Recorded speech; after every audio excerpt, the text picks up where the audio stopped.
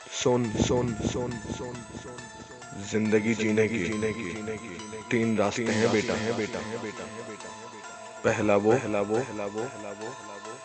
जो दूसरे समझते हैं सही है। दूसरा वो जो तू समझता है सही है। और तीसरा वो जो वाकई में सही है। जो वाकई में सही है वो रास्ते पे जब तू चलेगा ना बेटा, तो आगे पीछे सब छोड़ के तुझे चले जाए। सन्नाटे हैं सन्नाटे उस रास्ते पे, तन्हाइयां मिलेंगी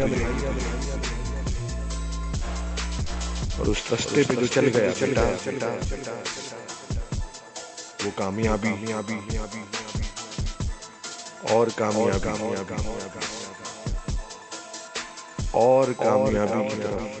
क्या वो हिले बबले। अपने आप को ट्रेन करो खुद ही। बेहतरीन करेक्टर बनने के लिए क्या जरूरी है? अजय भी ट्रैक में प्रोड्यूस करा पूरे कले, यानी अजय भी मेनू कैसे दी लोड नी नाले बैंक च होन मेरे नोट ने पले।